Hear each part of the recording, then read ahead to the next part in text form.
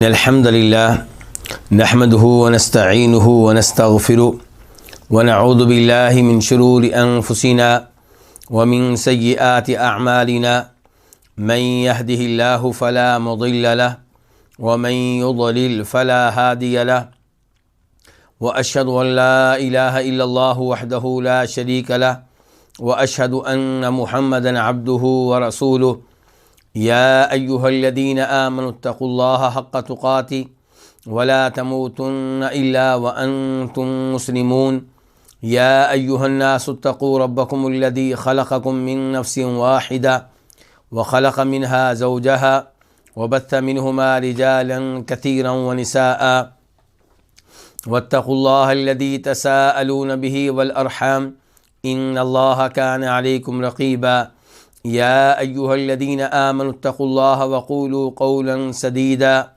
يصلح لكم أعمالكم ويغفر لكم ذنوبكم ومن يطع الله ورسوله فقد فاز فوزا عظيما أما بعد فإن خير الحديث كتاب الله وخير الهدي هدي محمد صلى الله عليه وسلم وشر الأمور محدثاتها وكل محدثة بدعة وكل بدعة ضلالة وكل ضلالة في النار۔ الوافی بما فی الصحیحین، اس عظیم کتاب کا چوتھا مقصد احکام الاسرہ، یعنی کہ وہ احادیث جن کا تعلق خاندان کے مسائل اور احکام سے ہے، اور اس چوتھے مقصد میں کتاب نمبر 3 وہ کتاب جو طلاق کے بارے میں ہے اور بیوی سے علیحدگی کے احکام کے بارے میں ہے،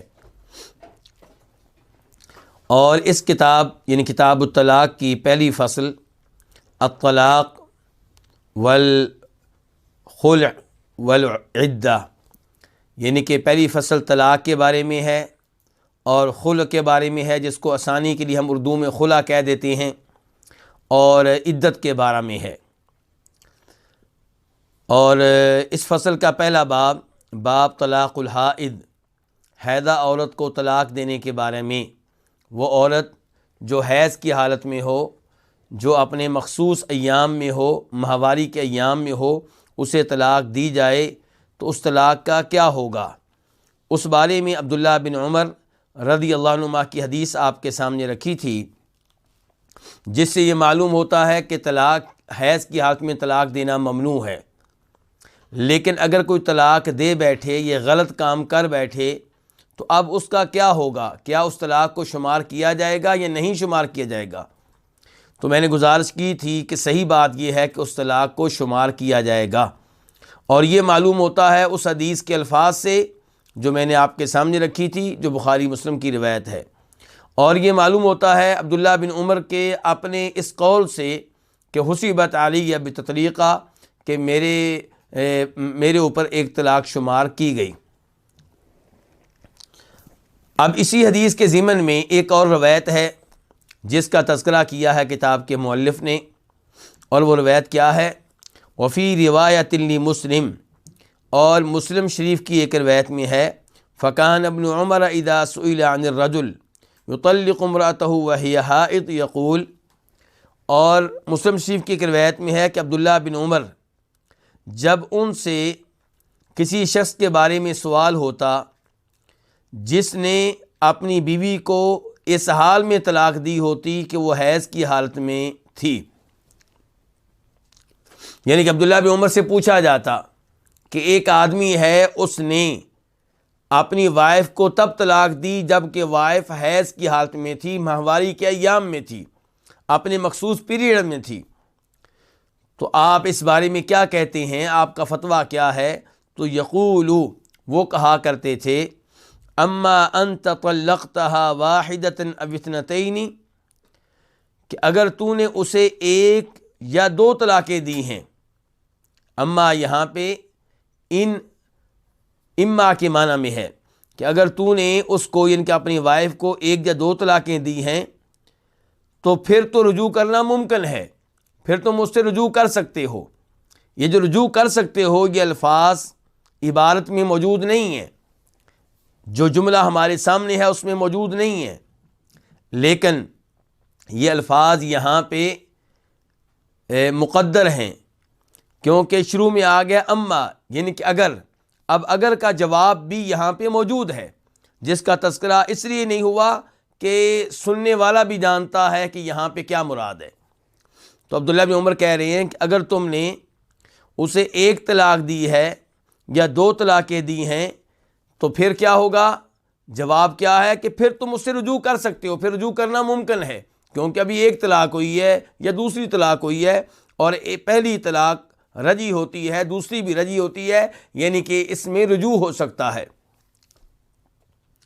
ان رسول اللہ صلی اللہ علیہ وسلم امرہ ان یرجعہا. اس کے بعد دلیل پیش کر رہے ہیں کہ ایک طلاق اگر دی ہے تو رجوع ہو سکتا ہے، دوسری طلاق ہوئی ہے تب بھی رجوع ہو سکتا ہے. دلیل کیا دے رہے ہیں؟ کہتے ہیں کیونکہ رسول اللہ صلی اللہ علیہ وسلم نے امرہ، اسے حکم دیا تھا. اپنے بارے میں کہہ رہے ہیں عبداللہ بن عمر کہ انہیں حکم دیا تھا کہ ان یرجعہا، کہ وہ اس سے رجوع کر لیں، اپنی وائف سے رجوع کر لیں. ثم یمہلہا، رجوع کرنے کے بعد کیا کریں؟ ثم یمہلہا، پھر اس کو مہلت دیں، اس کو اس حالت میں رہنے دیں، رجوع کی حالت میں رہنے دیں. رجوع کر لیا، اسے طلاق کی حالت سے باہر نکال دیا، اب وہ دوبارہ ایسے ہو گئی ہے جیسے طلاق سے پہلے تھی. اب اس کو مہلت دیں حتی تحید حیضۃ اخری، یہاں تک کہ ایک اور حیض آ جائے، مخصوص ایام دوبارہ آ جائیں. ثم یمہلہا، پھر اس کو مہلت دے، یعنی کہ عبداللہ بن عمر کے بارے میں اللہ کے رسول کہہ رہے ہیں کہ وہ اپنی وائف کو کیا کرے؟ اس سے رجوع کرے، پھر اسے مہلت دے. یہ الفاظ نبی علیہ السلام کس سے کہہ رہے ہیں؟ جناب عبداللہ بن عمر کے والد جناب عمر فاروق سے. ثم یمہلہا، تو پھر اسے مہلت دے حتی تحید حیضۃ اخری، یہاں تک کہ ایک اور حیض آ جائے، ایک اور مہواری آ جائے. ثم یمہلہا، پھر اسے مہلت دے حتی تطہر، یہاں تک کہ وہ پاک ہو جائے. ثم یطلقہا، پھر اس کو طلاق دے دے قبل ان یمسہا، اس سے صحبت کرنے سے پہلے، میاں بیوی والا تعلق قائم کرنے سے پہلے، اس کو چھونے سے پہلے. تو یہ ہے طلاق کا درست طریقہ کہ اگر کوئی اپنی وائف کو طلاق دینا چاہتا ہے تو طہر کی حالت میں دے، حیض کی حالت میں نہیں، بلکہ طہر کی حالت، یعنی کہ جب حیض کے ایام نہ ہوں. لیکن شرط یہ ہے کہ اس طہر کی حالت میں وائف سے صحبت نہ کی ہو. حیض سے وائف فارغ ہوئی، غسل کر لیا، اب اس سے تعلق قائم کیے بغیر، اس سے صحبت کیے بغیر، اس سے جماع کیے بغیر اسے طلاق دے دیں تو یہ طلاق ہے شریعت کے مطابق، سنت کے مطابق. تو نبی علیہ السلام نے جب غلط طریقے سے طلاق دی گئی تو جناب عمر سے کہا کہ اپنے بیٹے سے کہو کہ اس سے رجوع کرے. اور وائف کس حالت میں ہے؟ حیض کی حالت میں. فرمایا تو پھر اس کو اس حالت میں رہنے دیں، وہ پاک ہو جائے گی. پھر کیا ہوگا؟ پھر ایک اور حیض آئیں گے، اس حیض کے بعد تعلق قائم کرنے سے پہلے، صحبت سے پہلے طلاق دے دی جائے. وَأَمَّا أَن تَطَلَّقْتَهَا ثَلَاثًا، اور اگر تو نے اسے 3 طلاقیں دی ہیں، اگر پہلی طلاق دی تھی یا دوسری طلاق دی تھی تو رجوع ہو سکتا ہے، اور اگر اس کو تیسری طلاق دی ہے فَقَدْ عَصَيْتَ رَبَّكَ فِيمَا أَمَرَكَ بِهِ مِن طَلَاقِ امْرَأَتِكَ، تو تو نے اپنے رب کی نافرمانی کی ہے. کس معاملے میں نافرمانی کی ہے؟ اپنے رب کی معصیت کی ہے، نافرمانی کی ہے، اپنے رب کے حکم کی خلاف ورزی کی ہے. کون سے حکم میں؟ فرمایا فیما امرک بہ من طلاق امراتک، اس حکم میں جو اللہ نے تجھے تمہاری بیوی کو طلاق دینے کے معاملے میں دیا ہے. اللہ نے کیا حکم دیا ہے؟ اللہ تعالیٰ فرماتے ہیں یا ایھا النبی اذا طلقتم النساء فطلقوہن لعدتہن، کہ اے نبی جب تم عورتوں کو طلاق دو، یعنی کہ تم مسلمان جب عورتوں کو طلاق دو، فطلقوہن لعدتہن، تو انہیں طلاق دو ان کی عدت کے وقت پہ. یعنی کہ تب طلاق دو جب عدت کا آغاز ہو سکتا ہو۔ کیا مطلب ہے اس کا؟ مطلب وہی ہے جو پہلے بیان کر چکا ہوں کہ جب وائف حیض سے فارغ ہو جائے اور طہر میں ہو، اس سے تعلق قائم نہ کیا گیا ہو، صحبت نہ کی گئی ہو، تو اس کو طلاق دے دیں۔ یہ ہے وہ طلاق جس کا اللہ نے حکم دیا ہے۔ یہ ہے وہ طلاق جو عدت کے آغاز پہ ہوگی۔ لیکن اگر کوئی وائف کو طلاق دیتا ہے حیض میں، تو اب عدت کا آغاز کب ہوگا؟ کیونکہ عدت کتنی ہے؟ 3 حیض۔ اور طہر میں طلاق دیں، ایام طہارت میں طلاق دیں، تو اس کے بعد پہلا حیض آئے گا، پھر دوسرا آئے گا، تیسرا آئے گا، عدت کے ایام شمار کرنا آسان ہو جائے گا۔ لیکن جب آپ حیض کے دنوں میں طلاق دیں گے تو پھر عدت کا سٹارٹ کرنا مشکل ہو جائے گا، عدت کو شمار کرنا مشکل ہو جائے گا۔ اب اگر حیض، اسی حیض کو شمار کریں جس میں طلاق دی گئی ہے، تو یہ پہلا حیض ہوا، پھر دوسرا حیض، پھر تیسرا۔ اب یہ جو حیض جس میں طلاق دی گئی، کیا پورا ہے؟ پورا تو نہیں ہے۔ اب اگلا شمار کریں گے تو پھر 3.5 ہو جائیں گے، اس کو اگلا شمار نہیں شمار کریں گے تو 2.5 ہوں گے، 3 حیض نہ بنے۔ تو اللہ تعالیٰ کہتے ہیں فَطَلِّقُوهُنَّ لِعِدَّتِهِنَّ، عورتوں کو طلاق دو ان کی عدت کے وقت پہ۔ اور وہ کون سا وقت ہے؟ جب حیض سے فارغ ہو جائیں، غسل کر لیں، تو تعلق قائم کیے بغیر ان کو طلاق دو۔ یہ ہے وہ طلاق جو اللہ کے بتائے ہوئے طریقے کے مطابق ہے۔ تو فرمایا وَأَمَّا أَن تَطَلَّقْتَهَا ثَلَاثًا، اور اگر تو نے اس کو تیسری طلاق دے دی ہے تو یقیناً تو نے اپنے رب کی نافرمانی کی ہے اس حکم میں جس کا اللہ نے تجھے دیا ہے تمہاری بیوی کو طلاق دینے کے تعلق سے۔ وَبَانَتْ مِنْكَ، اور وہ تو اس سے مستقل طور پہ الگ ہو گئی ہے، جدا ہو گئی ہے، کیونکہ تم نے 3 طلاقیں دے دی ہیں، تیسری طلاق دے کر بھی فارغ ہو چکے ہو۔ اب اس کا اور تمہارا آپس میں کوئی ملنے کا امکان نہیں ہے۔ اور یہاں پہ آپ غور کریں، عبداللہ بن عمر نے ان لوگوں کو حلالہ نہیں سکھایا، یہاں پہ یہ نہیں کہا کہ حلالہ کر لو۔ حلالہ کیا ہوتا ہے؟ میرے خیال میں اس کا تذکرہ آئندہ حدیث کے ضمن میں کرتے ہیں۔ اب کیا ہے؟ دوسرا باب احکام الطلاق والطلاق الثلاث، یہ باب ہے طلاق کے احکام کے بارے میں اور 3 طلاقیں دینے کے بارے میں۔ حدیث کون سی ہے؟ 1051 1051 میم، یعنی کہ اس حدیث کو روایت کرنے والے، اپنی کتاب میں جگہ دینے والے امام کون ہے؟ امام مسلم۔ عن ابن عباس قال، روایت ہے جناب عبداللہ ابن عباس رضی اللہ تعالیٰ عنہما سے، قال، وہ کہتے ہیں، کان الطلاق علی عہد رسول اللہ صلی اللہ علیہ وسلم و ابی بکر و سنتین من خلافت عمر طلاق الثلاث واحدہ، کہ نبی علیہ الصلوۃ والسلام کے زمانے میں اور ابو بکر کے زمانے میں اور جناب عمر کی خلافت کے 2 سالوں میں 3 طلاقیں ایک ہوتی تھیں۔ 3 طلاقیں کتنی ہوتی تھیں؟ کس کے زمانے میں؟ نبی علیہ الصلوۃ والسلام کے زمانے میں، اور دین آپ کے زمانے میں مکمل ہو چکا۔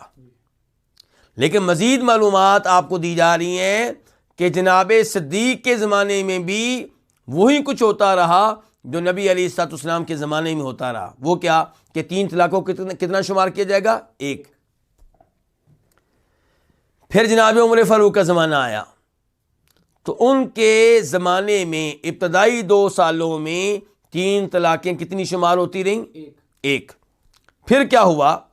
فقال عمر بن الخطاب، تو کہا عمر بن خطاب نے رضی اللہ تعالی عنہ، ان الناس قد استعجلوا فی امر قد کانت لہم فیہ انات، یقیناً لوگوں نے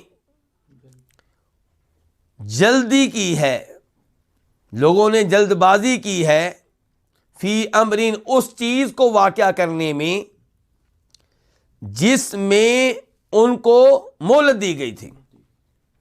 یعنی کہ طلاق کا شرعی طریقہ یہ تھا کہ آپ ایک طلاق دیں اور اس کے بعد آپ کی وائف عدت کے ایام آپ کے گھر میں گزارے گی. نہ آپ اس کو گھر سے نکال سکتے ہیں اور نہ اس کو گھر سے نکلنے کی اجازت ہے. یہ قرآن کا حکم ہے. سورہ طلاق، لا تخرجوہن من بیوتہن ولا یخرجن. پہلی طلاق کے بعد، دوسری طلاق کے بعد نہ تم اپنی بیویوں کو ان کے اپنے گھر سے نکال سکتے ہو اور نہ انہیں نکلنے کی اجازت ہے. آج کل کیا ہو رہا ہے؟ واضح طور پہ اللہ کے اس حکم کی خلاف ورزی ہو رہی ہے. پہلی بات یہ ہے کہ طلاق دینے والے اس کو نکال دیتے ہیں، اور اگر وہ نہ نکالیں تو لڑکی کے والدین لینے پہنچ جاتے ہیں. تو پہلی طلاق کے بعد یا دوسری طلاق کے بعد ایسا کرنا کیا ہے؟ غلط ہے. لیکن طلاق کتنی دی جائے گی؟ ایک دفعہ ایک ہی دی جائے گی. اس کے بعد عدت کے ایام وہ گزارے گی. اب تقریباً 90 دن بنتے ہیں، 3 پیریڈز. ان 90 دنوں میں یا تو بیوی اس نتیجے پہ پہنچے گی کہ خاوند کے بغیر میرا گزارا نہیں ہے، اس خاوند کے بغیر میں کہاں جاؤں گی، میرے بچے کہاں جائیں گے، تو خاوند سے معافی مانگ لے گی، اس کو راضی کر لے گی اور معاملہ حل ہو جائے گا. اور اب معاملہ حل ہونا آسان ہے. کیوں؟ کیونکہ دونوں ایک ہی گھر میں رہ رہے ہیں، ایک چھت کے نیچے ہیں، ایک کمرے میں رات گزارتے ہیں. کئی ایسے موقع آئیں گے جہاں وائف معافی مانگ سکے گی، اور اگر وائف معافی نہیں مانگتی تو ان 90 دنوں میں خاوند کو بھی سوچنے کا موقع ملے گا کہ اگر یہ چلی جاتی ہے تو میرے بچے کہاں جائیں گے، میرے بچوں کا مستقبل کیا ہوگا. اور دیکھیں شریعت کے احکام میں بڑی حکمتیں ہیں، بڑے فوائد ہیں. 90 دن یہاں رہے گی، 90 دنوں میں ممکن نہیں ہے کہ صلح نہ ہو.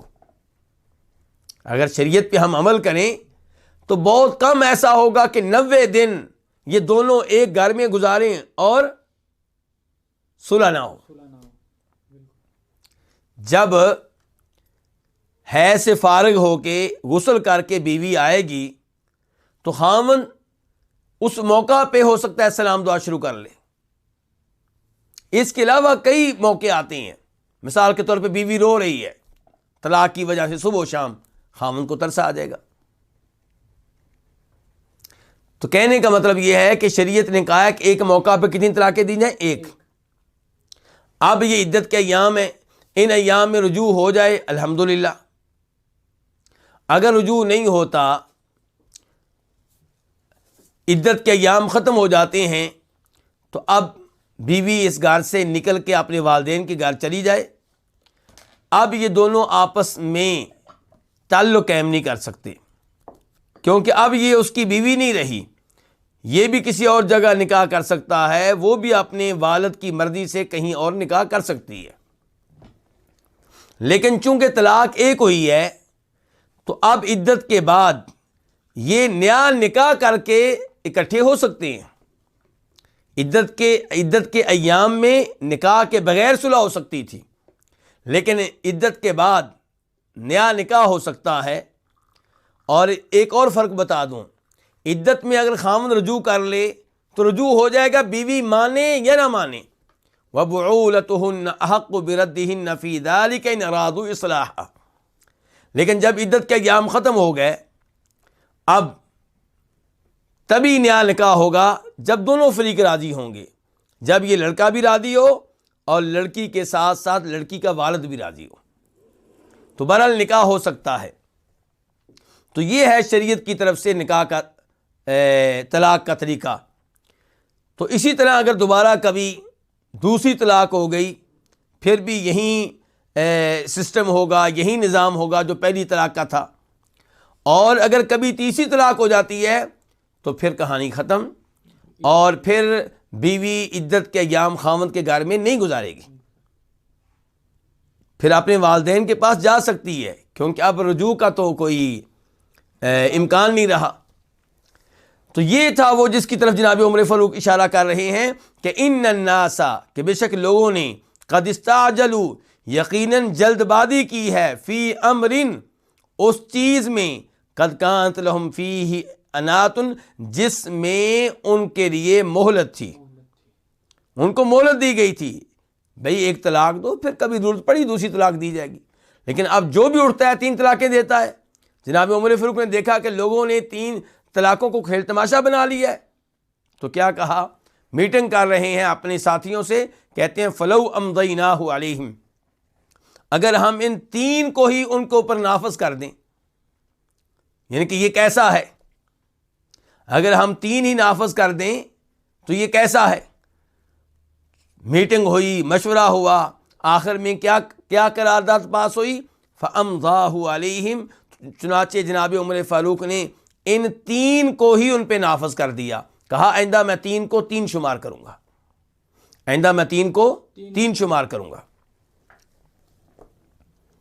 اب یہاں پہ سوچئے، غور کیجئے کہ کیا جناب عمر فاروق کے پاس یہ اتھارٹی ہے کہ وہ نبی علیہ الصلوۃ والسلام کی شریعت میں سے کسی ایک چیز کو کینسل کر سکے؟ اللہ رب العزت نے یہ اتھارٹی کسی کو نہیں دی، لیکن جناب عمر فاروق بطور حکمران، بطور خلیفہ، کسی وجہ سے عارضی طور پہ بطور سزا ایسا کر سکتے ہیں۔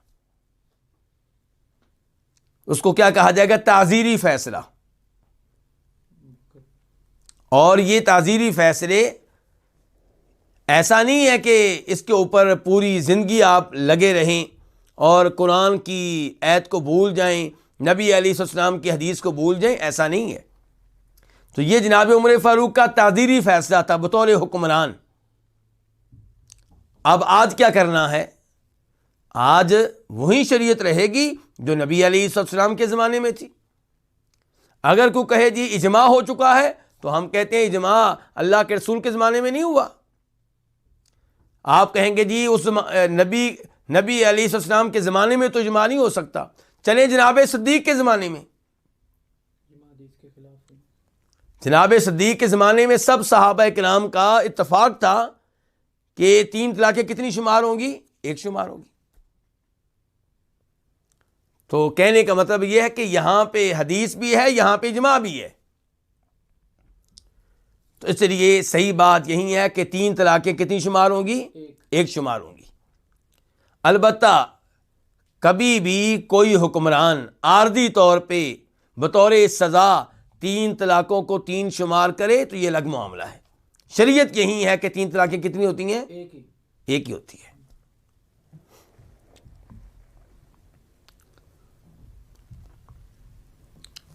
کون سا مسئلہ، ہاں، اب کہنے کا مطلب یہ ہے کہ پاک و ہند میں ہمارے حنفی علماء کرام یہ فتویٰ دیتے ہیں کہ 3 طلاقیں کتنی شمار ہوں گی، 3۔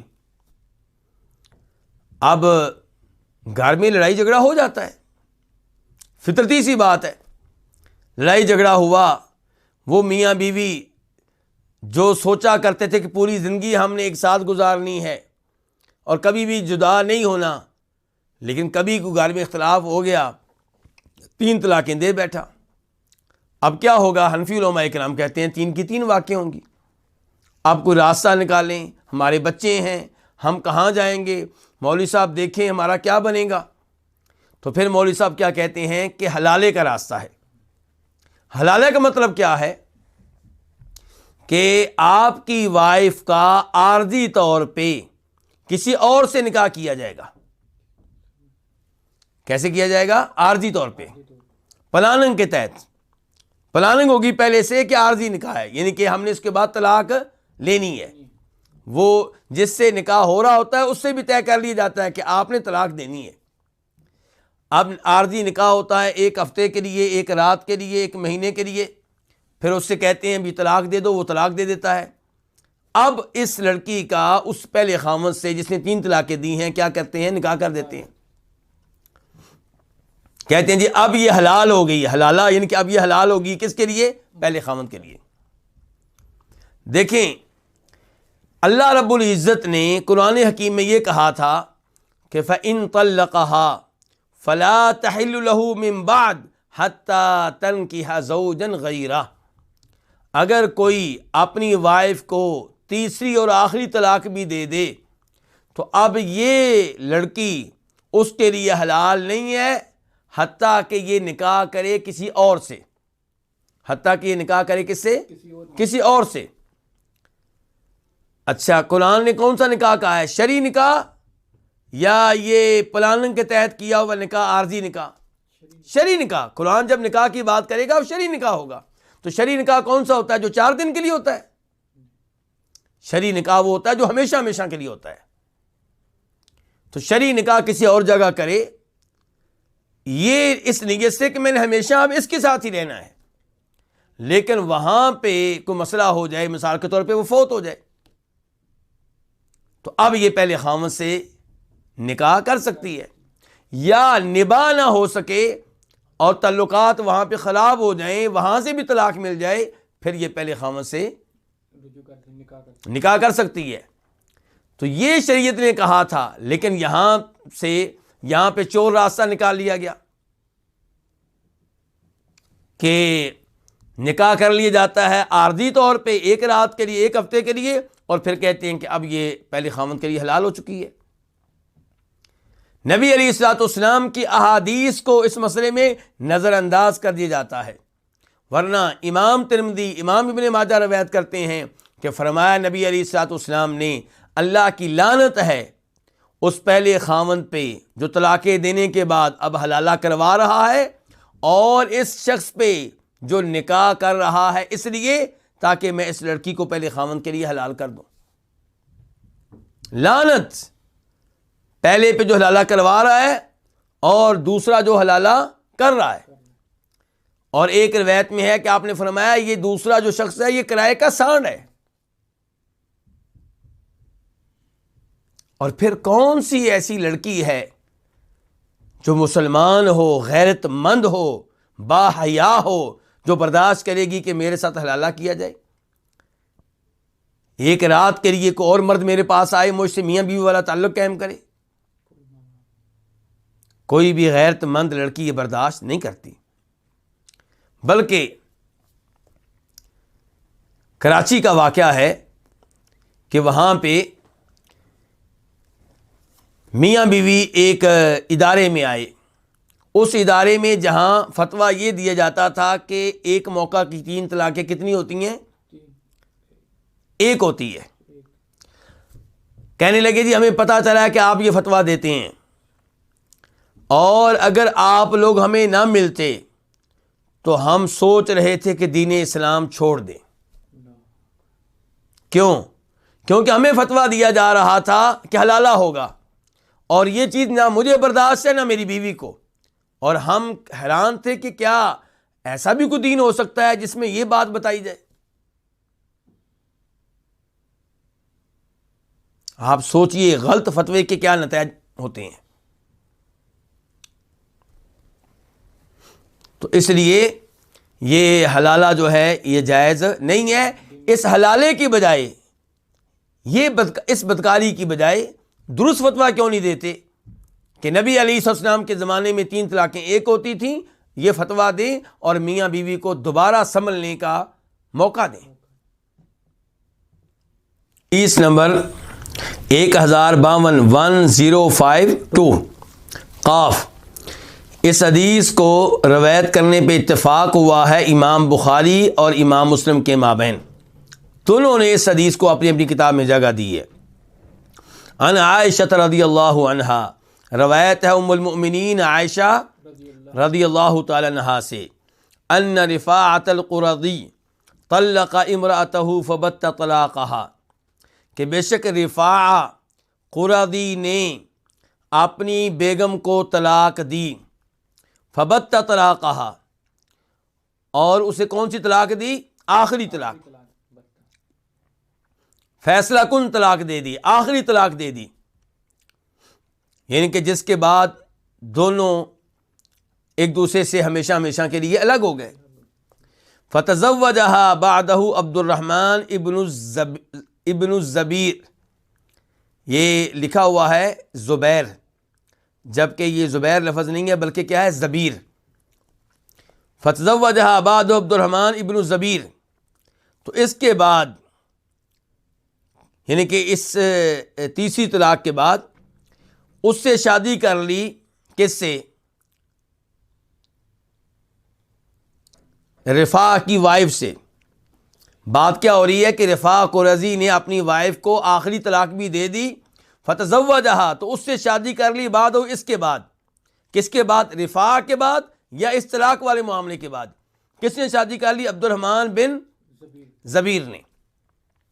فجاءت النبی صلی اللہ علیہ وسلم، تو وہ عورت نبی علیہ الصلوۃ والسلام کے پاس آئی جسے رفاع طلاق دے چکے تھے اور اب کس سے شادی کر چکی تھی؟ عبد الرحمن بن زبیر سے۔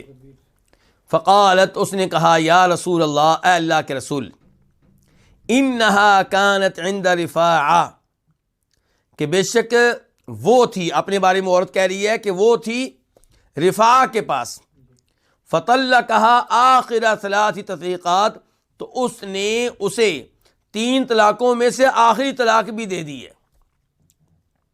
3 طلاقوں میں سے آخری طلاق بھی دے دی۔ اس سے کیا پتہ چلا کہ طلاقیں کیسے دی گئی تھیں؟ ایک ایک کر کے۔ تو اس نے اسے 3 طلاقوں میں سے آخری طلاق بھی دے، اس نے 3 طلاقوں میں سے آخری طلاق بھی دے دی ہے۔ فتزوجہا بعدہ عبد الرحمن ابن الزبیر، تو اس کے بعد یعنی کہ رفاع کے بعد اس سے شادی کر لی ہے، اپنے بارے میں وہ کہہ رہی ہے، اس سے شادی کر لی ہے عبد الرحمن بن زبیر نے۔ وَإِنَّهُ وَاللَّهِ مَا مَعَهُ يَا رَسُولَ اللَّهِ إِلَّا مِثْلُ هَذِهِ الْهُدْبَةِ لِهُدْبَةٍ أَخَذَتْهَا مِنْ جِلْبَابِهَا، بے شک وہ، کون وہ؟ عبد الرحمن، یہ عورت کہہ رہی ہے بے شک وہ، یعنی کہ عبد الرحمن جو ابھی میرا خاوند بنا ہے، بے شک وہ، اللہ کی قسم۔ اور یہ بات کرتے ہوئے اس نے کیا کیا؟ اپنی چادر کا پلو پکڑا، یعنی کہ اس نے اشارہ کیا لِہُدْبَةٍ أَخَذَتْهَا مِنْ جِلْبَابِهَا، اس نے کپڑے کے پلو کی طرف اشارہ کیا، کپڑے کے پھندنے کی طرف اشارہ کیا، جس کو اس نے پکڑا ہوا تھا من جلبابیہ، اپنی چادر میں سے۔ مثال کے طور پہ یہ دیکھیں، یہ چادر ہے تو اس کا یہ حصہ پکڑ لیا، یہ آخری، یہ ایسا، تو اس کی طرف اشارہ کر کے کہتی ہے کہ اللہ کی قسم، بے شک یہ جو ہے، یہ کون؟ موجودہ خاوند عبد الرحمن، ما معاہو، نہیں ہے اس کے پاس، اے اللہ کے رسول، مگر اس کپڑے کے پلو کی طرح، اس کپڑے کے پھندنے کی طرح، یعنی کہ وہ کہنا چاہتی ہے کہ وہ شادی کے قابل نہیں، میرا حق ادا نہیں کر سکتا، وہ میرا حق ادا نہیں کر سکتا، مرد ہے لیکن مردوں والی قوت اور طاقت اس میں نہیں ہے۔ قال، تو راوی کہتے ہیں کہ وہ ابو بکر جالس عند النبی، جب وہ عورت یہ الفاظ کہہ رہی تھی تو جناب ابو بکر صدیق نبی علیہ الصلوۃ والسلام کے پاس بیٹھے ہوئے تھے۔ وابن سعید ابن العاص جالس بباب الحجرات لیؤذن له، اور سعید ابن عاص کے بیٹے کون؟ یعنی کہ خالد، سعید بن عاص کے بیٹے کون؟ خالد بن سعید بن عاص قرشی الاموی، یہ جو ہیں بیٹھے ہوئے تھے بباب الحجرات، حجرے کے دروازے پہ، لیؤذن له، تاکہ ان کو اجازت دی جائے کس چیز کے اندر آنے کی۔ ابو بکر بیٹھے ہوئے ہیں نبی علیہ السلام کے پاس، اور خالد بن سعید بن عاص بیٹھے ہوئے ہیں حجرے کے دروازے پہ، تاکہ انہیں بھی اجازت ملے، وہ بھی اندر آ سکیں۔ فطفق خالد ینادی ابا بکر، تو خالد ابو بکر کو آواز دینے لگے، یا ابا بکر، اے ابو بکر، الا تزجر ہذہ، کیا آپ اس عورت کو روکیں گے نہیں؟ اما تجہر بہ عند رسول اللہ صلی اللہ علیہ وسلم، کیا آپ اس عورت کو اس گفتگو سے روکیں گے نہیں جو اونچی آواز سے اللہ کے رسول کے پاس کر رہی ہے؟ یعنی کہ بے باکانہ انداز میں اس جرت کے ساتھ اونچی آواز سے ایسی گفتگو کر رہی ہے، آپ اس کو روکتے کیوں نہیں ہیں؟ وما یزید رسول اللہ صلی اللہ علیہ وسلم علی التبسم، اور نبی علیہ الصلوۃ والسلام مسکرانے سے بڑھ کر کچھ نہیں کر رہے تھے، بس آپ ہلکا ہلکا مسکرا رہے تھے۔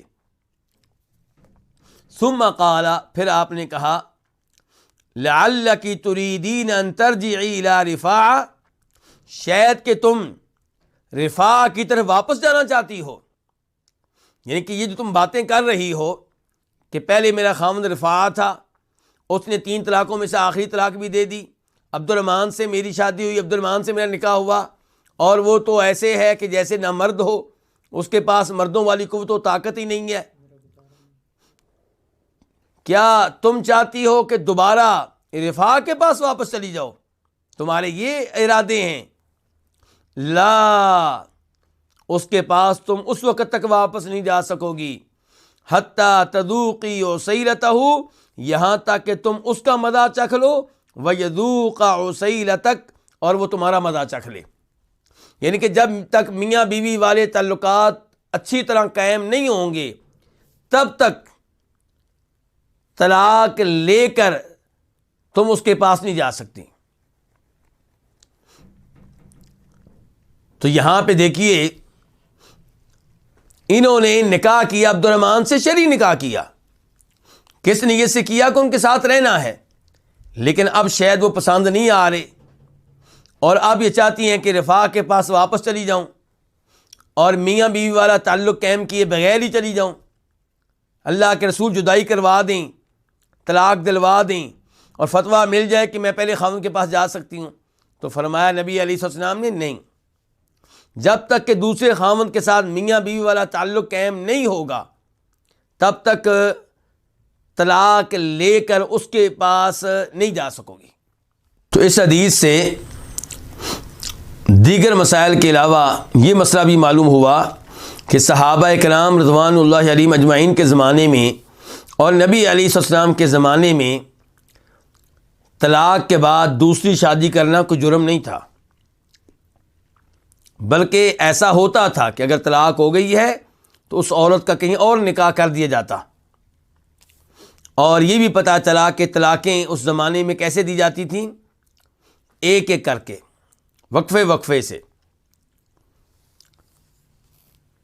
اور یہاں سے یہ بھی پتہ چلا کہ اگر کسی عورت کو کوئی اس کا خاوند 3 طلاقیں دے دیتا ہے تو اس سے الگ ہو جاتی ہے، اب کہیں اور نکاح کرتی ہے، تو وہاں سے اب واپس پہلے خاوند کے پاس آنا چاہتی ہے تو نہیں آ سکے گی جب تک کہ وہاں میاں بیوی والا تعلق قائم نہیں ہوگا۔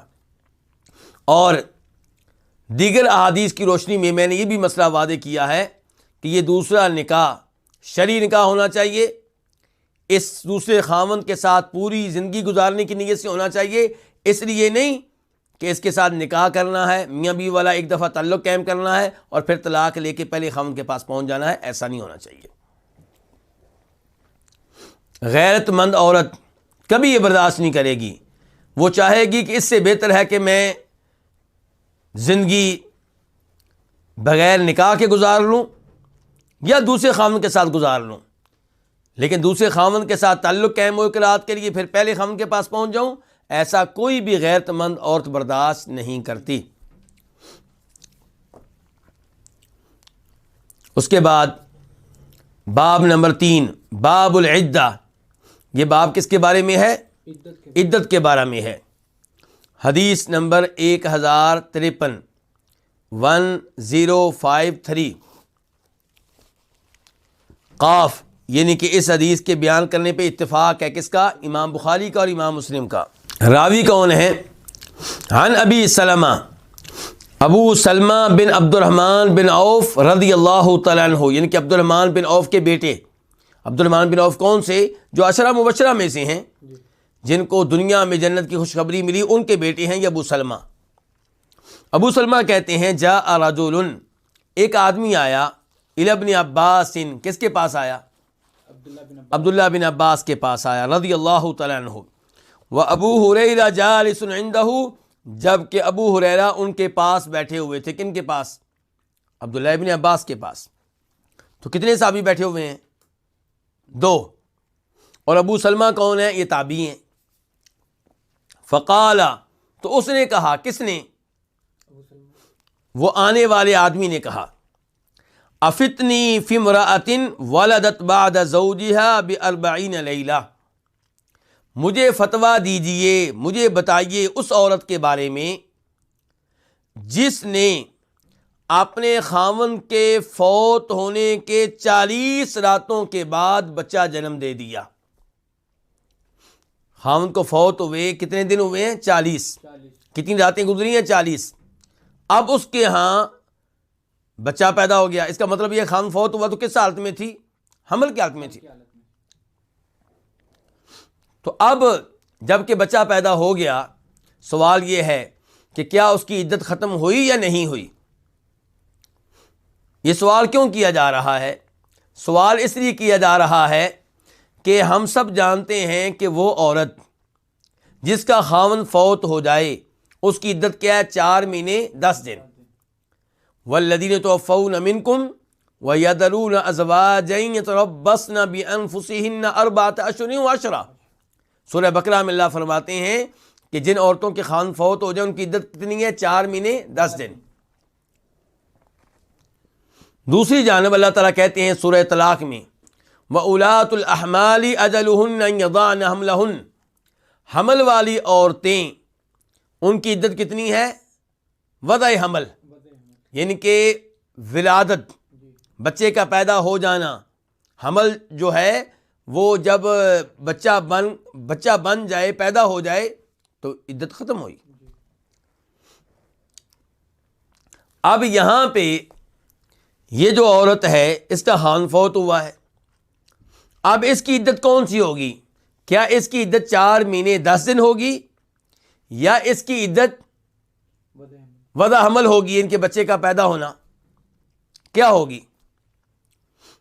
فقال ابن عباس، تو جناب عبداللہ ابن عباس فرمانے لگے، آخر الاجلین، کہ اس عورت کی عدت 2 عدتوں میں سے طویل تر ہے، لمبی ترین ہے.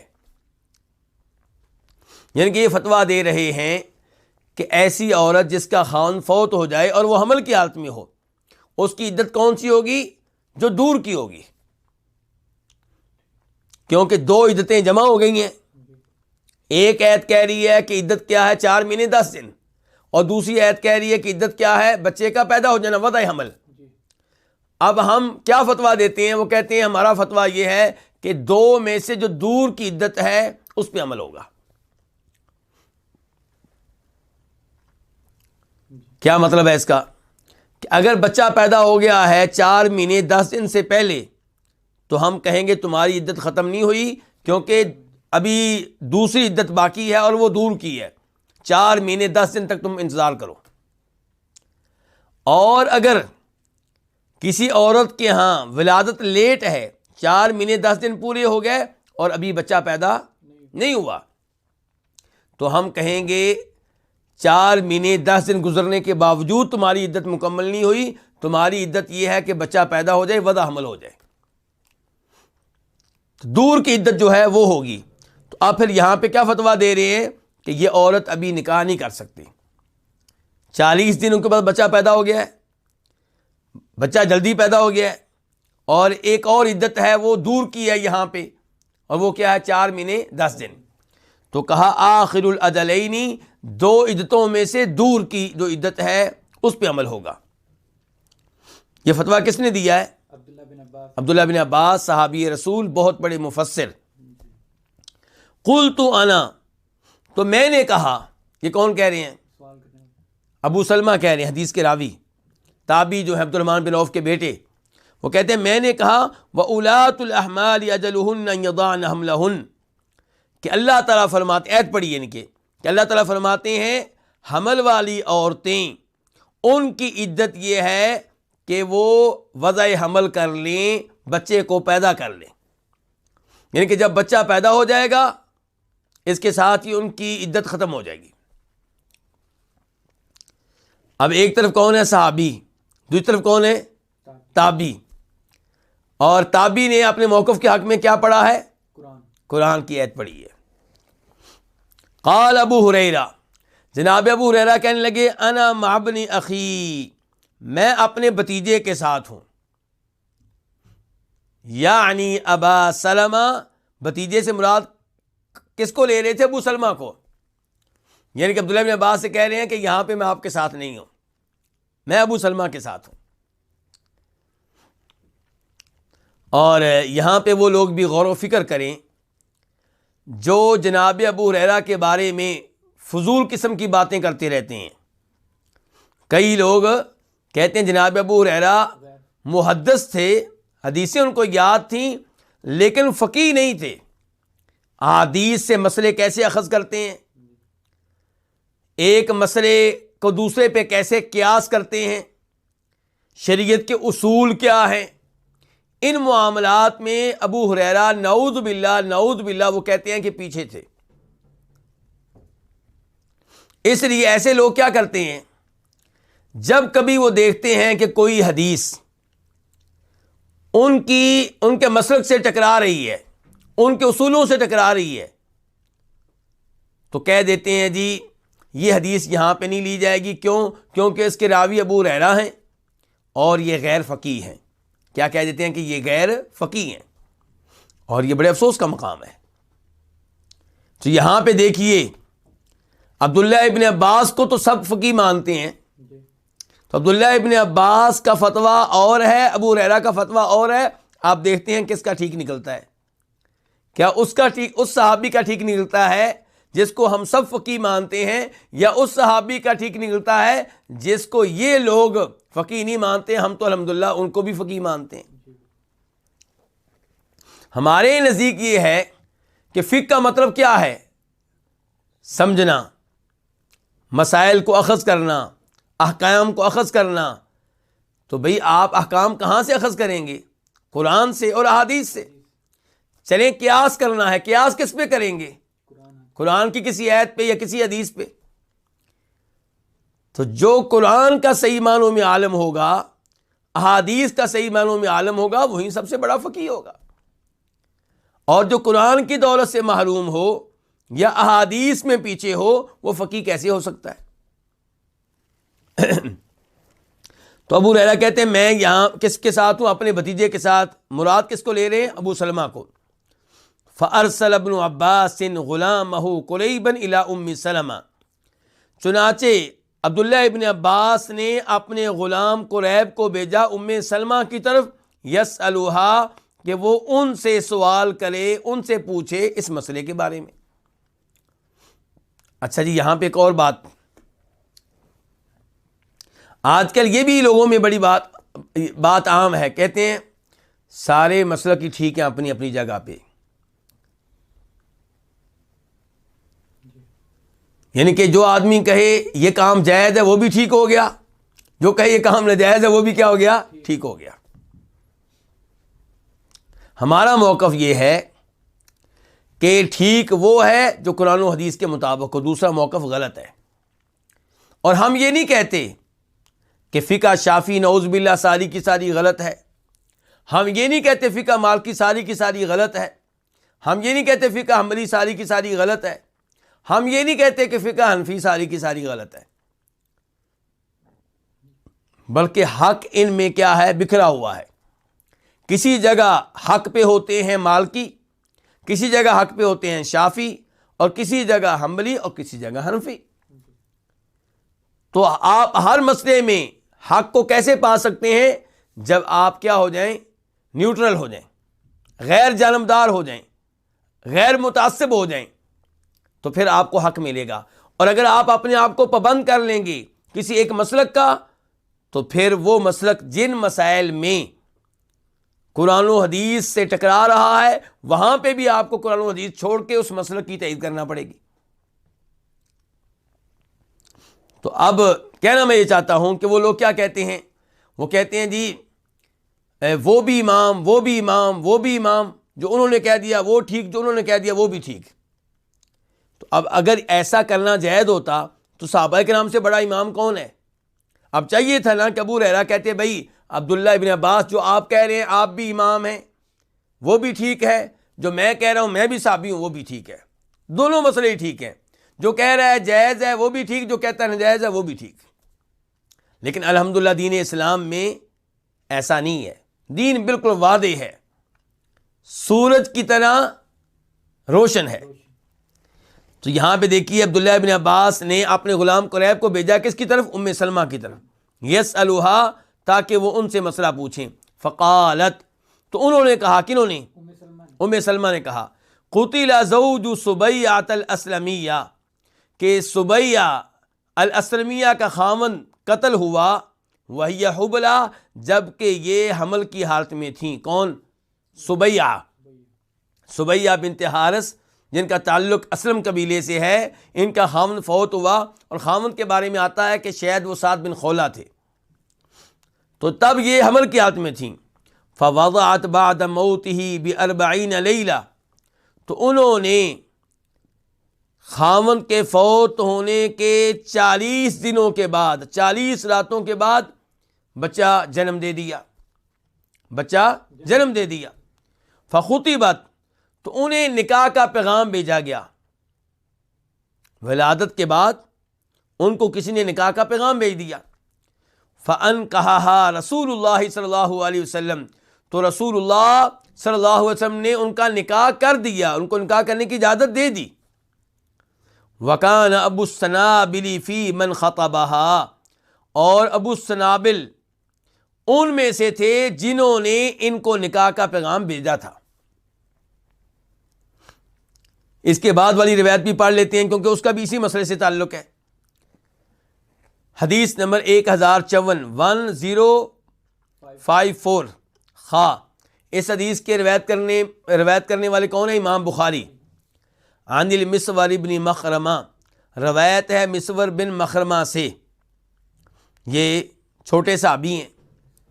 ان سبیعۃ الاسلمیہ نفست بعد وفات زوجہا بلیال، کہ بے شک سبیعہ الاسلمیہ انہوں نے اپنے خاوند کے فوت ہونے کے چند دنوں کے بعد، چند راتوں کے بعد بچہ جنم دے دیا۔ فجاءت النبی صلی اللہ علیہ وسلم، تو وہ نبی علیہ الصلوۃ والسلام کے پاس آئیں۔ فاستأذنته ان تنکحا، تو آپ سے نکاح کرنے کی اجازت مانگی کہ میں اب کسی اور جگہ نکاح کرنا چاہتی ہوں، مجھے اجازت دیجیے۔ فأذن لها، تو آپ نے ان کو اجازت دے دی۔ فنکحت، چنانچہ انہوں نے نکاح کر لیا۔ تو اب کیا پتا چلا کہ وہ عورت جس کا خاوند اس حال میں فوت ہو کہ وہ عورت فوتگی کے موقع پہ کیا ہے؟ حمل کی حالت میں ہے، تو اس کی عدت پھر کیا ہوگی؟ وضع حمل۔ بلکہ علماء کرام نے لکھا ہے، اور غالباً لکھنے والے امام نووی رحمہ اللہ ہیں، کہ خاوند فوت ہوا اور ابھی اسے غسل نہیں دیا گیا، غسل دینے سے پہلے ہی اس کی وائف نے بچہ جنم دے دیا، تو بیگم کی عدت کیا ہوئی؟ ختم ہوئی۔ اس کے ساتھ اس کی عدت کیا ہو جائے گی؟ ختم ہو جائے گی۔ اور اب اس مسئلے پہ تقریباً اتفاق ہو چکا ہے، تقریباً، ورنہ عبداللہ ابن عباس کا جو فتویٰ تھا، یہی فتویٰ امیر المومنین چوتھے خلیفہ راشد جناب علی کا بھی تھا، ان کا بھی فتویٰ یہی تھا کہ ایسی عورت کی عدت کیا ہے؟ دور کی عدت۔ اور چونکہ یہ فتویٰ قرآن کی آیت اور نبی علیہ السلام کی اس حدیث کے مطابق نہیں ہے، اس لیے صحابہ کرام نے، تابعین نے، بعد میں آنے والے علماء کرام نے اس کو قبول نہیں کیا۔ اور اب آپ اس حدیث سے یہ بھی اندازہ لگائیں کہ جب دو علماء کرام میں اختلاف ہو جائے تو مسئلے کا حل کہاں سے لینا ہے؟ یہ نہیں کہنا کہ تم بھی ٹھیک، میں بھی ٹھیک، تمہارا مسلک بھی ٹھیک، میرا مسلک بھی ٹھیک، یہ کوئی طریقہ نہیں ہے۔ طریقہ کیا ہے کہ عبداللہ بن عباس نے اپنے غلام کو بھیجا ام سلمہ کی طرف، اور انہوں نے حدیث بتائی، تب جا کے جھگڑا ختم ہوا، تب جا کر اختلاف دور ہوا۔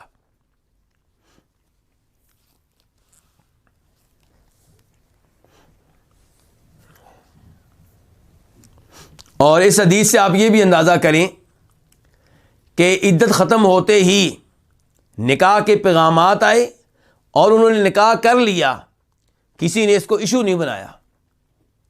پاک و ہند میں اگر کوئی عورت عدت ختم ہونے کے فوراً بعد نکاح کر لے تو لوگ اسے زندہ نہیں چھوڑیں گے، تانے دیں گے، ملامت کریں گے، یہ تو پہلے تیار بیٹھی تھی، اس نے خاوند کے فوت ہونے کی کوئی ٹینشن ہی نہیں لی۔ ایسی باتیں کرنے والے اللہ سے ڈریں۔ جو اللہ سے ڈرنے والے ہوں گے وہ تو ایسی عورت سے کہیں گے عدت ختم ہونے کے بعد کہ بہن کہیں نہ کہیں نکاح کر لو، شریعت کے مطابق زندگی گزارنا چاہتی ہو، کہیں نہ کہیں کیا کر لو، نکاح کر لو۔ ابھی تمہاری عمر کیا ہے؟ ابھی تمہاری عمر صرف 25 سال ہے، صرف 30 سال ہے، صرف 35 سال ہے، صرف 40 سال ہے۔ تمہیں سہارا چاہیے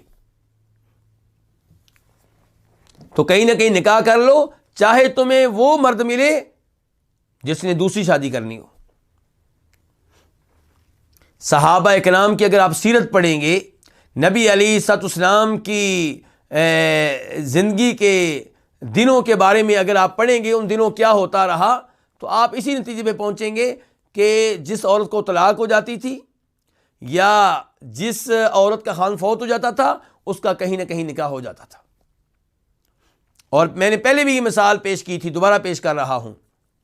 اسماء بنت امیس رضی اللہ تعالی عنہا سب سے پہلے کس کی وائف تھیں؟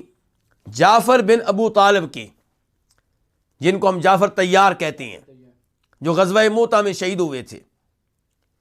اور جناب علی کے کیا لگتے ہیں؟ جعفر بھائی۔ تو اسماء بنت امیس ان کی کیا لگیں؟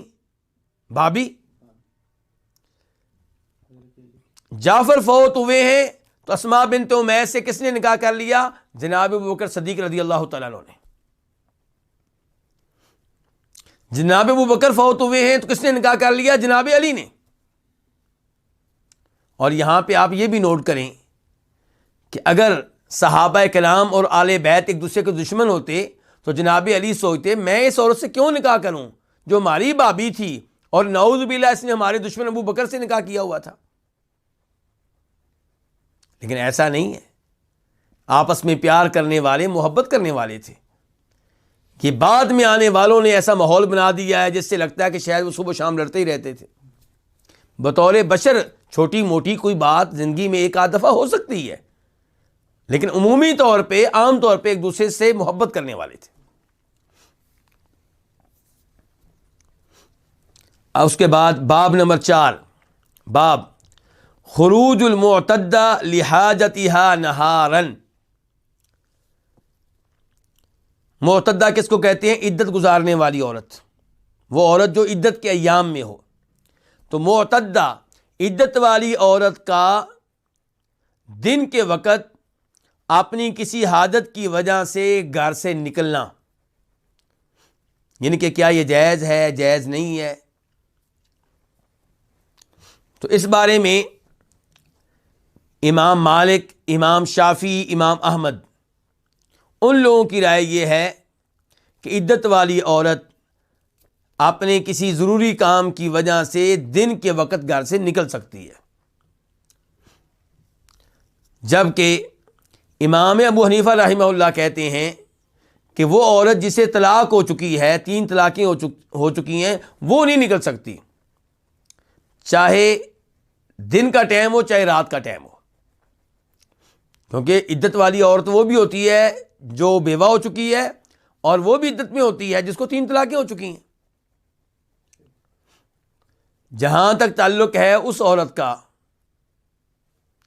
جسے رجعی طلاق ہوئی ہے تو وہ خاوند کے گھر میں ہے، خاوند کی اجازت کے بغیر نہیں نکلے گی، لیکن جسے آخری طلاق ہو گئی ہے، تیسری طلاق، کیا وہ نکل سکتی ہے؟ اور وہ اپنے والدین کے گھر میں ہے، ظاہر ہے۔ اور ایسے ہی وہ عورت جس کا خاوند فوت ہو چکا ہے، کیا وہ عدت کے ایام میں گھر سے باہر نکل سکتی ہے؟ یہ اس مسئلے پہ گفتگو ہوگی اس حدیث میں۔ حدیث نمبر 1055 1055 میم، اس حدیث کو روایت کرنے والے کون ہیں؟ امام مسلم۔ عن جابر بن عبداللہ قال، روایت ہے جناب جابر بن عبداللہ رضی اللہ تعالیٰ عنہما سے، قال وہ کہتے ہیں طلقت خالتی، میری خالہ کو طلاق ہو گئی، فارادت ان تجد نخلہا، تو میری خالہ نے چاہا کہ وہ اپنے کھجوروں کے درختوں کے پھل اتار لے، کھجوریں جو ہیں وہ پک چکی ہیں، ان کا پھل اتار لے۔ فزجرہا رجل ان تخرج، تو انہیں ایک آدمی نے گھر سے نکلنے سے منع کیا، ڈانٹا کہ آپ گھر سے باہر کیوں جا رہی ہیں، آپ تو عدت کے ایام میں ہیں۔ انہیں ڈانٹا، منع کیا ایک آدمی نے۔ فأتت النبی صلی اللہ علیہ وسلم، تو وہ نبی علیہ الصلوۃ والسلام کے پاس آئیں، کون؟ جناب جابر کی یہ خالہ جن کو طلاق ہو چکی ہے۔ فقال، تو کہا، تو آپ نے کہا، یعنی کہ آپ کے پاس وہ خالہ آئیں، انہوں نے سوال کیا، تو اب آپ نے جو جواب دیا وہ جواب بتایا جا رہا ہے، سوال نہیں بتایا جا رہا کیونکہ سوال کا تذکرہ پہلے ہو چکا ہے۔ فقال، تو آپ نے کہا بلا، کیوں نہیں؟ انہوں نے پوچھا نا کہ کیا میں گھر سے نکل سکتی ہوں، عدت کے ایام میں ہوں، مجھے طلاق ہوئی ہے اور میرے کھجوروں کے درخت ہیں، ان کا پھل جو ہے وہ اگر میں نہیں جمع کروں گی تو نقصان ہوگا مالی لحاظ سے مجھے۔ تو آپ نے کہا بلا، کیوں نہیں؟ فجدی نخلک، تم اپنے کھجوروں کے درختوں کا پھل اتارو، فإنکی عسیٰ ان تصدقی او تفعلی معروفا، کیونکہ امید ہے کہ تم صدقہ خیرات کرو گی یا کوئی خیر کا کام کرو گی، یعنی کہ اپنا پھل اتارو، تم اس میں سے صدقہ خیرات کرو گی، اس مال کے ذریعے کئی نیکی کے کام کرو گی، تو یہ تمہیں یہ کام کرنا چاہیے۔ اچھا، اب اس حدیث میں کہاں پہ آیا کہ دن کے ٹائم نکلنا؟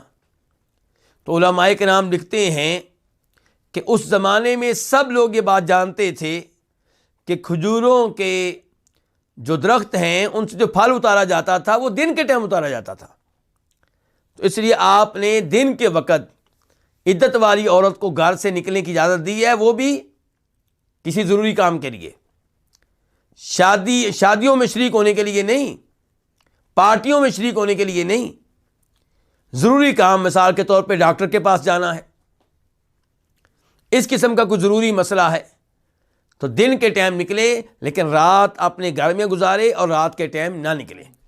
اچھا، اب یہ عورت کیوں نکل رہی تھی؟ رزق کے لیے۔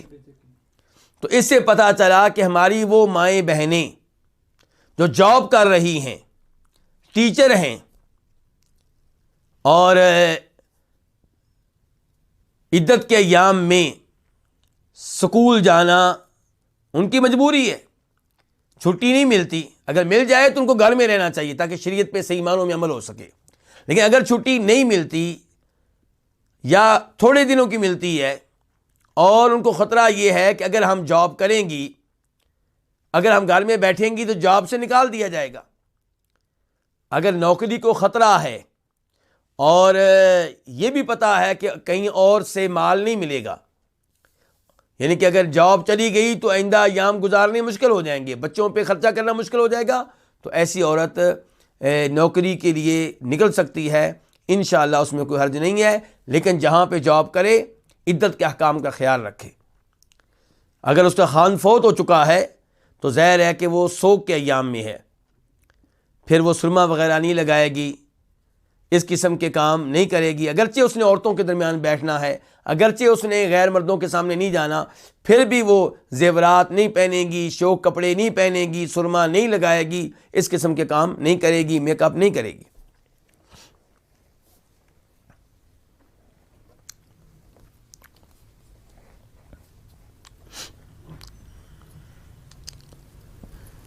اس کے بعد باب نمبر 5، باب لیس التخییر طلاقا، بیگم کو طلاق یا عدم طلاق کا اختیار دینا طلاق نہیں ہے۔ اگر کوئی خاوند اپنی بیگم کو اختیار دیتا ہے کہ طلاق لینی ہے تو لے لو، جیسے تم کہو گی ویسے کر لیں گے۔ تو اگر وہ کہتی ہے میں تو طلاق نہیں لینا چاہتی، میں تو آپ کے پاس لینا چاہتی ہوں، تو پھر کیا طلاق ہو جائے گی؟ نہیں، طلاق نہیں ہوئی، اس کو طلاق نہیں کہا جائے گا۔ اگر بیگم سے کہا جائے کہ معاملہ تمہارے ہاتھ میں ہے، مثال کے طور پہ معاملہ طلاق کا معاملہ تمہارے ہاتھ میں ہے، اگر تم طلاق چاہتی ہو تو طلاق بتاؤ، وہ کہتی ہے مجھے طلاق نہیں چاہیے، مجھے آپ چاہیے، میں نے آپ کے ساتھ رہنا ہے، تو کیا یہ اختیار دینے سے طلاق ہو جائے گی؟ جواب یہ کہ نہیں، یہ طلاق نہیں ہے۔ حدیث نمبر 1056 1056 قاف، اس حدیث کے بیان کرنے پہ اتفاق ہے امام بخاری کا اور امام مسلم کا۔ ان عائشہ رضی اللہ عنہا قالت، روایت ہے ام المؤمنین عائشہ رضی اللہ عنہا سے، وہ کہتی ہیں خیرنا رسول اللہ صلی اللہ علیہ وسلم، ہمیں اختیار دیا رسول اللہ صلی اللہ علیہ وسلم نے ہمیں، ہم کون؟ امہات المؤمنین۔ فاخترنا اللہ ورسولہ، تو ہم نے اختیار کیا اللہ کو اور اللہ کے رسول کو صلی اللہ علیہ وسلم۔ فلم يعد ذلك علينا شيئا، تو آپ نے اس اختیار کو جو ہمیں دیا تھا اسے کچھ بھی شمار نہیں کیا، یعنی کہ طلاق شمار نہیں کیا، آپ نے اس کو طلاق شمار نہیں کیا۔ نبی علیہ الصلوۃ والسلام کی بیویوں نے جب یہ دیکھا کہ مسلمانوں کے حالات اب پہلے سے بہتر ہیں، تو آپ سے مطالبہ کیا کہ ہمارے خرچے میں اضافہ کیا جائے۔ تو نبی علیہ الصلوۃ والسلام نے ان کی یہ باتیں سنی، تو اللہ رب العزت نے آپ پہ قرآن کی یہ آیت نازل کی، سورہ احزاب اور 21ویں سپارہ اس کا آخری پیج اور 22ویں سپارے کا پہلا پیج۔ یا ایھا النبی قل لازواجک ان کنتن تردن الحیاۃ الدنیا وزینتها فتعالین امتعکن واسرحکن سراحا جمیلا، کہ اے نبی آپ اپنی بیویوں سے کہہ دیں کہ اگر تم اللہ کے رسول کو چاہتی ہو تو ٹھیک، اور اگر تم چاہتی ہو کس کو؟ دنیا کی زیب و زینت کو، دنیا کی رونقوں کو، تو آؤ میں تمہیں دنیا کا فائدہ دے دیتا ہوں اور تمہیں اچھے طریقے سے رخصت کر دیتا ہوں، اچھے طریقے سے طلاق دے دیتا ہوں۔ اور اگر تم اختیار کرو اللہ کو، اللہ کے رسول کو، تو اللہ تعالیٰ نے یقیناً نیکوکار عورتوں کے لیے اجر عظیم تیار کر رکھا ہے۔ نبی علیہ السلام نے جناب عائشہ کے سامنے یہ آیتیں پڑھیں اور جناب عائشہ سے کہا کہ تم اس معاملے میں اپنے والد سے مشورہ کر لو۔ جناب عائشہ فرماتی ہیں کہ نبی علیہ السلام کے ذہن میں یہ بات ہوگی کہ عائشہ ابھی بچی ہے، کہیں جذبات میں آ کے یہ فیصلہ نہ کر لے کہ میں نے اللہ کے رسول آپ کے ساتھ نہیں رہنا، تو آپ نے کہا کہ عائشہ اس معاملے میں اپنے والدین سے، اپنے والد سے مشورہ کر لینا۔ جناب عائشہ نے کہا کہ اس معاملے میں اپنے والدین سے مشورہ کروں؟ مجھے مشورے کی کوئی ضرورت نہیں ہے، میں اللہ چاہتی ہوں اور اللہ کے رسول کو چاہتی ہوں۔ اور دیگر بیویوں نے بھی یہی کچھ کہا۔ اب سوال یہ پیدا ہوا کہ یہ جو اللہ کے رسول نے ان کو اختیار دیا تھا، طلاق لینی ہے تو لے لو، طلاق کا معاملہ تمہارے ہاتھ میں ہے، تو کیا اس سے طلاق واقع ہو گئی تھی؟ جناب ایسا کہتی نہیں، ہمیں اللہ کے رسول علیہ السلام نے اختیار دیا اور ہم نے اللہ اور اللہ کے رسول کو اختیار کیا۔ فلم يعد ذلك علينا شيئا، تو آپ نے اس کو ہمارے خلاف کچھ بھی شمار نہیں کیا، اس کا کچھ بھی اعتبار نہیں کیا، یعنی کہ یہ طلاق شمار نہیں ہوئی۔ اس کے بعد باب نمبر 6، باب من حرم امرأته او ظاہر منها، جو اپنی بیوی کو حرام قرار دے، تو میرے اوپر حرام ہے، جو اپنی بیوی کو حرام قرار دے او ظاہر منہا یا اس سے زہار کر لے تو اس کا کیا حکم ہے؟ حدیث نمبر 1057 قاف. اس حدیث کو بیان کرنے والے کون ہیں؟ امام بخاری اور امام مسلم دونوں کا اتفاق ہے. عن ابن عباس رضی اللہ عنہما، روایت ہے جناب عبداللہ ابن عباس رضی اللہ تعالیٰ عنہما سے، قال وہ کہتے ہیں فی الحرامی، حرام کے بارے میں. کیا مطلب؟ جب کوئی آدمی کسی حلال چیز کو حرام کر لے، اس کے بارے میں وہ کہتے ہیں. کیا کہتے ہیں؟ کہ یکفر، وہ قسم کا کفارہ دے.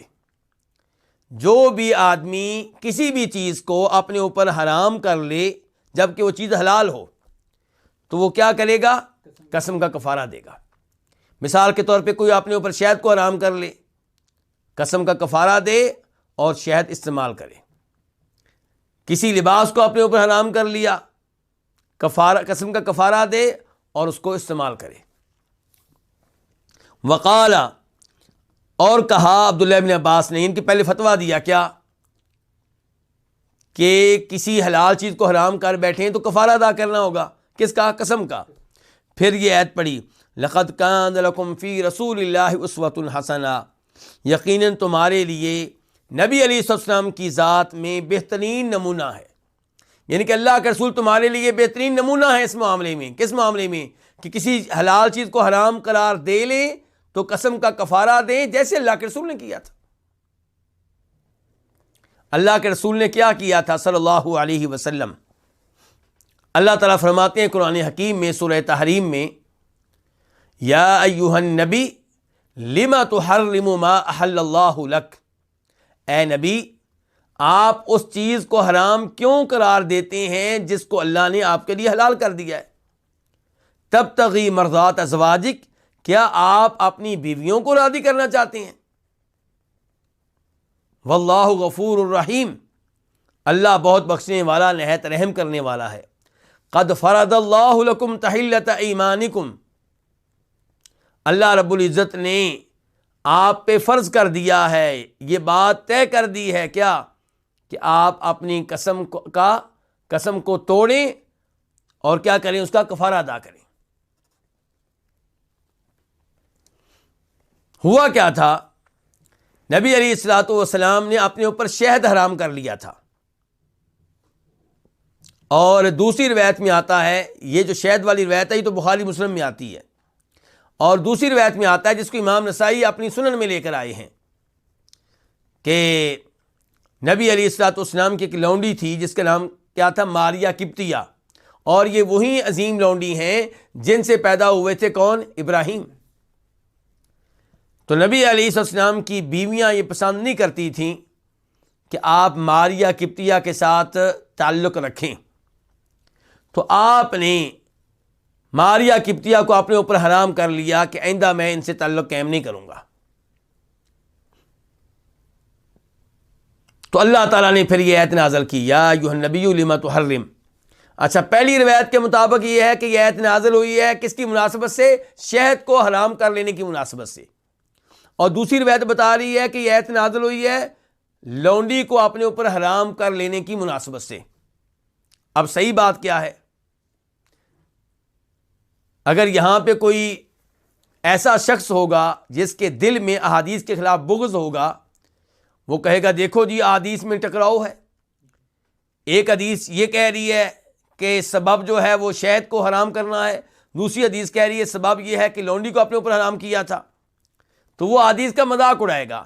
لیکن جس کے دل میں نبی علیہ السلام کی عزت ہے، آپ کی احادیث کا احترام ہے، آپ کے احادیث سے محبت ہے، وہ کہے گا جب سند کے لحاظ سے دونوں روایتیں ثابت ہیں تو ہم کہیں گے کہ یہ دونوں واقع ہوئے جس کے بعد یہ آیت نازل ہوئی. اور آپ اپنے معاملات کو آج کل دیکھ لیں، قانون کب بنتا ہے؟ جب کئی واقعات ہوتے ہیں، اس نے گڑبڑ کی، اس نے کوئی گڑبڑ کی، ادھر کوئی مسئلہ ہوا تو پھر قانون بنتا ہے. تو ایسے ہی شہد بھی آپ نے اپنے میں حرام کر لیا، لونڈی بھی حرام کر لی، تو اللہ نے آیت نازل کر دی. تو بہرحال ایسے پتہ کیا چلا کہ آپ نے کوئی چیز اپنے اوپر حرام کر لی تھی، تو اللہ نے کیا کہا ہے کہ یہ آپ کے لیے مناسب نہیں ہے، آپ قسم توڑیں اور اس کا کفارہ ادا کریں۔ اور قسم کا کفارہ کیا ہوتا ہے؟ پہلے بات ہو چکی ہے اس کی، 10 مسکینوں کو کھانا کھلانا یا 10 مسکینوں کو لباس لے کر دینا، اور اگر ان دونوں کاموں کی استطاعت نہ ہو تو 3 دن کے روزے رکھنا۔ تو اب عبداللہ بن عباس کیا کہہ رہے ہیں؟ کہتے ہیں فی الحرامی، کسی چیز کو اپنے اوپر حرام کر لینے کے بارے میں کہتے ہیں کہ یکفرو، وہ آدمی جس نے اس کو اپنے اوپر حرام کیا وہ کیا کرے؟ کفارہ ادا کرے۔ کس کا کفارہ؟ قسم کا۔ اور پھر انہوں نے یہ آیت پڑھی لقد کان لکم فی رسول اللہ اسوۃ حسنہ، یقیناً نبی علیہ الصلوۃ والسلام کی ذات میں تمہارے لیے بہترین نمونہ ہے۔ وفی روایت للبخاری، اور بخاری شریف کی ایک روایت میں ہے قال کہ عبداللہ بن عباس نے کہا اذا حرم امراتہ لیس بشیء، جب کوئی آدمی اپنی بیوی کو حرام کر لے تو یہ کچھ بھی نہیں ہے۔ کیا مطلب کچھ بھی نہیں ہے؟ یعنی کہ طلاق نہیں ہے۔ کوئی آدمی اپنی بیوی کو اپنے اوپر حرام کر لے تو یہ طلاق نہیں ہے۔ یعنی کہ آپ عبداللہ بن عباس کی دونوں روایتوں کو ملا لیں، ایک میں کہہ رہے ہیں کفارہ ادا کرے، دوسری میں کہہ رہے ہیں کہ بیوی کو حرام کر لے کچھ بھی نہیں ہے، یعنی کہ طلاق نہیں ہے لیکن کفارہ ادا کرنا ہوگا۔ وفی روایت لمسلم، اور مسلم شریف کی ایک روایت میں ہے قال عبداللہ بن عباس کہتے ہیں اذا حرم الرجل علیہ امراتہ، جب کوئی آدمی اپنے اوپر اپنی بیوی کو حرام کر لے فہی یمین، تو یہ قسم ہے یکفرھا، جس کا وہ کفارہ ادا کرے گا۔ تو اگر کوئی اپنی بیوی کو اپنے اوپر حرام کر لیتا ہے، کہتا ہے کہ تو میرے اوپر حرام ہے، میں تیرے قریب نہیں آؤں گا، تو اب کیا کرے گا؟ قسم کا کفارہ ادا کرے گا۔ جب کوئی آدمی اپنی بیوی کو اپنے اوپر حرام کر لے تو اس کا کیا حکم ہے؟ ان روایات سے میں پتہ چلا کہ یہ اس پہ قسم کا کفارہ ادا کرے گا۔ لیکن امام شافعی رحمہ اللہ کی رائے مختلف ہے۔ ان کی رائے یہ ہے کہ جب کوئی آدمی اپنی بیوی کو حرام قرار دے گا، باقی چیزوں کی بات نہیں ہو رہی، کھانے کو حرام قرار دے گا تو وہ کیا ہے؟ وہ اس پہ قسم کا کفارہ ادا کرے گا۔ لباس کو حرام قرار دے گا تو اس پہ کیا ہے؟ قسم کا کفارہ ادا کرے گا۔ لیکن جب بیوی کو کوئی حرام قرار دے تو کہتے ہیں اس کا ایک مطلب نہیں ہوتا، اس کے کئی مطلب ہوتے ہیں۔ اور نبی علیہ الصلوۃ والسلام فرماتے ہیں انما الاعمال بالنیات، عمل کا دار و مدار کس پہ ہے؟ نیت پہ ہے۔ تو جو بیوی کو حرام قرار دے، ہم اس سے پوچھیں گے حرام قرار دیتے ہوئے تمہاری نیت کیا تھی؟ ہو سکتا ہے بیوی کو حرام قرار دیتے ہوئے اس کا مطلب یہ ہو کہ میں تمہیں طلاق دے رہا ہوں، تم میرے اوپر حرام ہو سکتا ہے بیوی کو حرام قرار دیتے ہوئے وہ یہ مراد لے رہا ہو کہ میں تم سے زہار کر رہا ہوں، اور زہار کی وجہ سے اب تم میرے اوپر کیا ہو؟ حرام ہو۔ زہار سمجھتے ہیں کس کو کہتے ہیں؟ زہار کا مطلب یہ ہے کہ بیوی سے کہنا کہ تم میرے لیے ایسے ہو جیسے میری ماں ہے، تم میرے لیے ایسے ہو جیسے میری بہن ہے۔ اور امام شافعی کہتے ہیں اگر اس کی نیت یہ تھی کہ میں قسم اٹھا رہا ہوں کہ تم میرے اوپر حرام ہو، تو پھر یہ قسم ہے، پھر قسم کا کفارہ ادا کرے گا۔ یعنی کہ اگر حرام کہتے ہوئے اس کے دل میں یہ تھا کہ میں طلاق دے رہا ہوں، پھر طلاق ہے، پھر کیا ہے؟ طلاق ہے۔ اور اگر بیوی کو حرام کہتے ہوئے اس کی نیت تھی کہ زہار کر رہا ہوں، تو پھر وہ زہار ہے۔ اور اگر حرام کہتے ہوئے اس کی نیت یہ تھی کہ یہ میں قسم اٹھا رہا ہوں کہ تم حرام ہو، میں تمہارے قریب نہیں آؤں گا، تو پھر یہ قسم ہے، قسم کا کفارہ ادا کرے۔ اب ایک چوتھی شکل بھی ہو سکتی ہے، وہ کیا؟ وہ کہتا ہے میری تو کوئی بھی نیت نہیں تھی۔ جب وہ کہے گا میری کوئی بھی نیت نہیں تھی، تب ہم کہیں گے کہ پھر یہ قسم ہے اور تم قسم کا کفارہ ادا کرو۔ تو بہت سے علماء کرام نے امام شافعی کی رائے کو راجح قرار دیا ہے، اور خود میرا میلان بھی اسی جانب ہے۔ میں بھی اسی رائے کو بہتر سمجھتا ہوں۔ حقیقی علم اللہ ہی کے پاس ہے کہ چونکہ یہ لفظ بیوی سے کہ تم میرے اوپر حرام ہے، اس کے کئی مطلب ہو سکتے ہیں، تو اس لیے یہاں پہ اس کی نیت کی طرف دیکھا جائے گا۔ اگر نیت یہ ہے کہ تم میرے اوپر حرام ہو، یعنی کہ تمہیں طلاق دے رہا ہوں، تو پھر طلاق ہو چکی ہے۔ اگر نیت یہ ہے کہ تم میرے اوپر حرام ہو کہ تم سے زہار کر رہا ہوں، تو پھر زہار ہو چکا ہے۔ اچھا، زہار کا کفارہ کیا ہے؟ والذین یظاہرون من نسائہم ثم یعودون لما قالوا فتحریر رقبۃ من قبل ان یتماسا، اور اگر یہ کام بھی نہ ہو سکے تو فصیام شہرین متتابعین من قبل ان یتماسا، یعنی کہ اگر کوئی اپنی وائف کو سے زہار کر بیٹھتا ہے، کہتا ہے کہ تم میرے لیے ایسے ہو جیسے میری ماں، تمہارا جسم تمہاری پشت میرے اوپر ایسے حرام جیسے میری ماں، اس کو کیا کہتے ہیں؟ زہار۔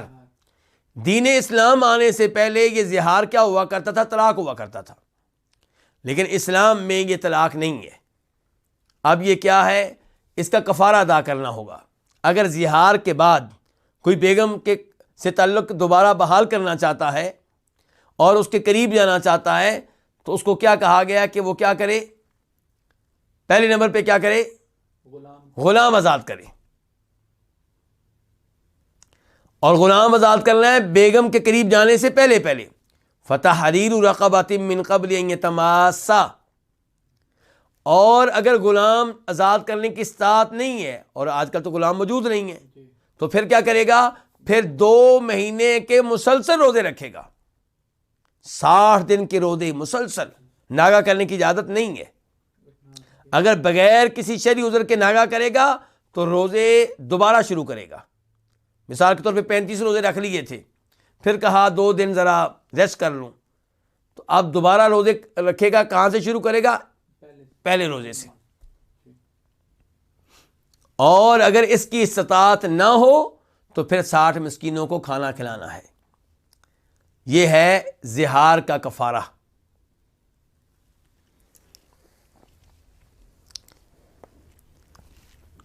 تو یہاں پہ گفتگو ہو گئی ہے زہار کے بارے میں بھی، اور اگر کوئی بیوی کو کہہ بیٹھتا ہے کہ تم میرے اوپر حرام ہو، یا اس کی عدم موجودگی میں اپنی ماں سے کہتا ہے کہ میری بیوی میرے اوپر حرام، تو اس کا کیا ہوگا؟ امام شافعی کا موقف اس بارے میں بہترین ہے، اور وہ یہ ہے کہ اسی سے پوچھا جائے گا تمہاری نیت کیا تھی۔ اگر حرام کہتے ہوئے نیت طلاق کی تھی تو طلاق ہو چکی ہے، اگر حرام کہتے ہوئے نیت تھی زہار کی، زہار ہو چکا ہے، اگر حرام کہتے ہوئے نیت تھی قسم کی تو قسم ہے، اور اگر کوئی بھی نیت نہیں تھی تو پھر وہ قسم ہے، اور اس کا کفارہ ادا کرے گا۔ چونکہ اس کے بعد کی حدیث پہ وقت لگے گا اور ہمارا وقت اپنے اختتام کو پہنچ رہا ہے، اس لیے یہیں پہ آج کے درس کو روکتے ہیں۔ اللہ رب العزت سے دعا ہے کہ اللہ رب العزت شریعت کے یہ مسائل سمجھنے کی توفیق عنایت فرمائے اور ان کے مطابق زندگی گزارنے کی توفیق دے، اور اللہ تعالیٰ احادیث کے ساتھ محبت کرنے کی اور حدیث کا پیغام لوگوں تک پہنچانے کی توفیق دے، اور ہم سب کی پریشانیاں اللہ دور فرمائے۔ ہم سب پہ اللہ تعالیٰ اپنی رحمتیں اور برکتیں نازل فرمائے۔ جن کے پاس رزق نہیں ہے اللہ انہیں رزق حلال دے، جن کے پاس جاب نہیں ہے اللہ ان کو جاب دے، جو مریض ہیں ان کو اللہ تعالیٰ شفا دے، اور جو ہمارے مسلمان بھائی فوت ہو چکے ہیں اللہ ان کی مغفرت فرمائے۔ وآخر دعوانا الحمد للہ رب العالمین۔